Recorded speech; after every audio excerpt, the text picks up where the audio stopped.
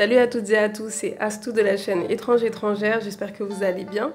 Pour cette nouvelle vidéo, je vais vous présenter les débouchés après avoir étudié une langue africaine à l'INALCO. C'est parti!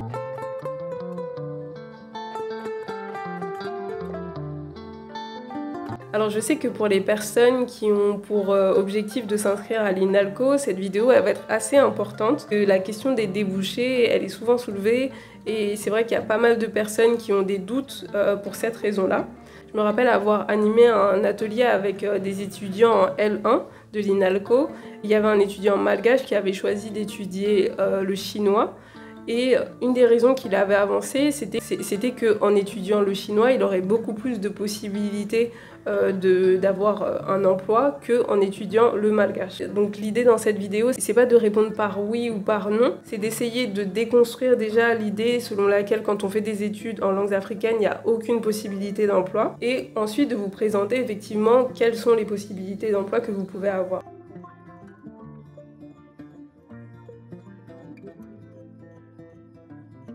Alors, on pourrait expliquer les préjugés sur les langues africaines de plein de façons différentes. Ici, je vais m'intéresser évidemment au fait que, effectivement, sur le continent, les langues africaines sont rarement médium d'enseignement dans le système éducatif et au contraire, on va plutôt avoir des langues comme l'anglais, le français, l'espagnol, etc. qui vont être utilisées à l'école.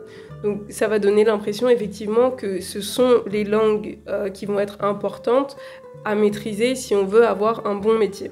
Et effectivement, il serait assez difficile de nier que maîtriser l'anglais de nos jours, ce soit quelque chose de pas si important que ça. Donc voilà, j'ai admis un fait, etc.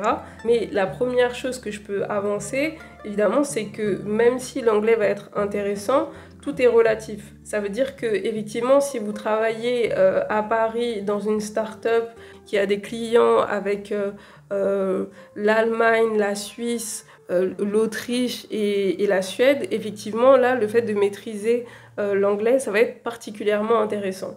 Maintenant, si vous travaillez dans une ONG à Matam ou à Kédougou, et que les premières personnes avec lesquelles vous travaillez, ce sont des Pulaars ou ce sont des Wolofs ou des Lébou, là, le fait de maîtriser l'anglais, je pense que vous serez d'accord pour m'accorder que ce sera beaucoup moins intéressant que dans votre start-up. Et donc quand on étudie une langue africaine, je pense que c'est cette vision-là du monde qui va être importante d'avoir. Le fait de comprendre que l'Europe n'est pas le centre du monde.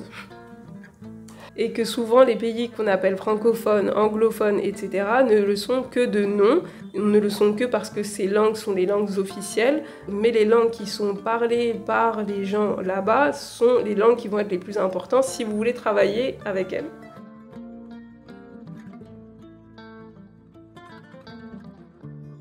Un autre élément aussi qui va être important et qu'on oublie rarement, c'est la question de la rareté.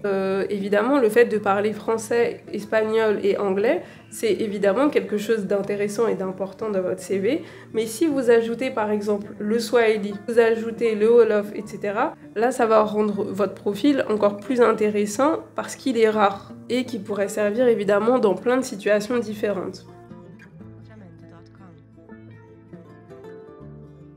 Et maintenant, on va passer aux différents débouchés où vos compétences en langues africaines ou sinon les compétences que vous avez développées à l'INALCO vont pouvoir vous servir. Évidemment, les premiers métiers qui nous viennent à l'esprit, ce sont les métiers de l'enseignement.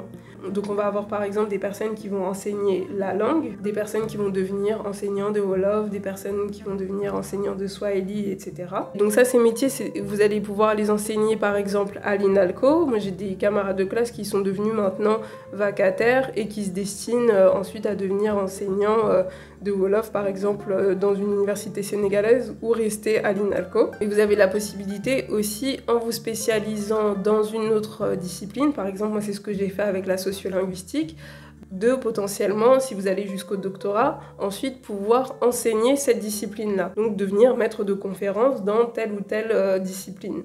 Ensuite, je pense que j'en avais parlé dans la vidéo sur les licences. On a pas mal de personnes à l'INALCO qui font en fait des langues en mineur. Donc en plus d'un cursus par exemple en histoire à Paris ou à Sciences Po, ils viennent prendre des cours de langue. Donc là aussi dans ce cas-là, on va avoir des personnes qui vont pouvoir se spécialiser dans une discipline, par exemple qui sont en train de devenir des historiens, et qui vont pouvoir utiliser leurs compétences dans cette langue-là, notamment par exemple pour pouvoir mener un certain type de recherche où la langue va être primordiale. Pour les personnes qui viennent à l'INALCO pour faire une mineure en langues africaines, souvent c'est des personnes qui ont pour objectif faire les concours du ministère des Affaires étrangères. Donc là, ça va être plutôt les métiers de la diplomatie. Et ensuite, de façon générale, les compétences que vous allez développer à l'INALCO, vous allez pouvoir les utiliser dans plein de disciplines différentes. Par exemple, vous allez pouvoir faire du journalisme. Vous savez que par exemple, il y a de plus en plus de médias qui proposent du contenu dans une langue africaine. Par exemple, à RFI, vous avez RFI en mandingue, RFI en poulard. Donc si par exemple, vous êtes spécialisé en journalisme et que en plus vous avez pris une mineure en langue africaine, ça aussi, c'est des choses qui vont vous permettre de faire jouer sur la rareté. Parce qu'on a pas mal de personnes qui sont diplômées en école de journalisme, mais par contre on a un peu moins de personnes qui sont diplômées en journalisme et qui maîtrisent le mandingue à l'écrit et à l'oral, ou qui maîtrisent le poulard ou le swahili ou l'amharique, etc.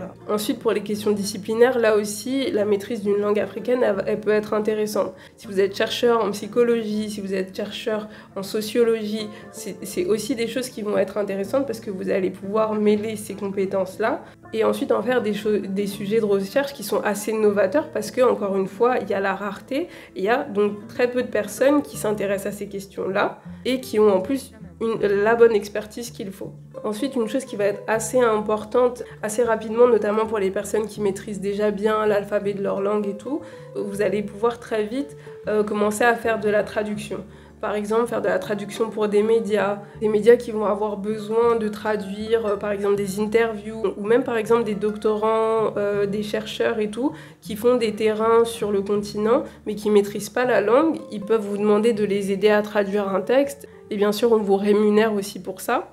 Et bien sûr, vous allez aussi pouvoir aller vers l'interprétariat. Et évidemment, dans des cas où des personnes exilées ont besoin d'un traducteur, on va évidemment faire appel à des personnes qui maîtrisent bien la langue dans laquelle ils parlent. Donc dans ces moments-là, vous pouvez essayer de trouver des organismes qui vous mettent en relation avec le monde de la justice, etc., ou le monde des associations qui viennent en aide aux exilés. Pour pouvoir de nouveau faire valoir vos compétences linguistiques, je suis à même de faire de l'interprétariat et je peux montrer évidemment mes compétences. Je suis diplômée d'une licence à l'INALCO ou d'un master à l'INALCO. Donc ça évidemment, ça peut être des contrats qui sont ponctuels et qui peuvent évidemment vous servir pour en plus de votre activité principale. Ensuite, pour les autres débouchés qu'on voit souvent à l'INALCO, c'est des personnes qui vont créer leur plateforme de cours en ligne. Vous savez qu'en ce moment, les personnes de deuxième, troisième génération issues de l'immigration sont de plus en plus intéressées par le fait d'apprendre la langue de leurs parents. Et on a beaucoup de personnes en fait qui n'ont pas le temps ni l'envie de s'investir dans des études à l'INALCO, mais qui ont quand même envie de prendre des cours. Donc dans ces cas-là, souvent on fait appel du coup à des enseignants qui donnent des cours en ligne ou chez un particulier. Ça peut être assez intéressant, notamment si vous êtes fait un petit réseau à l'INALCO, de créer sa plateforme. Donc il y en a déjà pas mal qui existent à Paris, j'imagine aussi que dans d'autres villes de France, mais vous pouvez toujours vous distinguer parce qu'il y a une langue que vous proposez qui est assez rare ou parce que vous êtes dans une région où c'est pas si évident que ça de trouver ces cours-là. Enfin bref. Mais effectivement, ça peut être une initiative qui peut être assez intéressante et aussi qui peut vous aider à avoir une bonne rémunération. Et enfin, l'un des débouchés qui peut être particulièrement intéressant, c'est l'entrepreneuriat. Donc on a aussi, en plus des personnes qui veulent apprendre la langue de leurs parents ou de leurs grands-parents, des personnes qui ont aussi envie d'investir dans le pays de leurs grands-parents ou même parfois simplement dans un pays en Afrique, des personnes qui ont envie de s'installer dans un pays africain. Et pour cette raison, le fait de bien maîtriser une ou plusieurs langues africaines, ça peut évidemment être très intéressant pour vous. Parce qu'encore une fois, l'Afrique francophone ou l'Afrique anglophone, c'est des mots, mais après sur le terrain, en fait, ça va être beaucoup plus intéressant pour vous de parler poulard ou de parler wolof ou diola, etc., suivant la situation dans laquelle vous vous trouvez. Ça peut vous aider évidemment à monter un business. Ça peut aussi vous aider à pouvoir discuter directement avec vos interlocuteurs plutôt que d'avoir à passer avec un traducteur qui va peut-être pas vous traduire exactement ce qu'on a dit, Donc voilà, en gros, ça peut vraiment vous aider à faire en sorte que votre installation se passe au mieux si c'est ce que vous voulez. Ensuite, vous avez le monde des ONG qui, pour le coup, là, va vraiment être intéressé par des compétences en langue, puisque du coup, évidemment, on peut vous emmener dans différentes régions et où là, du coup, il va être vraiment important de pouvoir maîtriser, etc. Peu importe l'ONG, puisque là, il va vraiment être question, en plus de travailler vraiment en coordination avec des personnes qui sont sur place. Donc là, effectivement, le fait de bien parler la langue, ça va être primordial pour vous. Donc voilà, j'espère que cette vidéo vous aura servi. Donc tout d'abord, il va être important quand vous pensez à faire des études africaines, à vous défaire de l'idée selon laquelle le monde tourne autour des langues européennes et bien de se dire que le monde est bien plus grand que cela.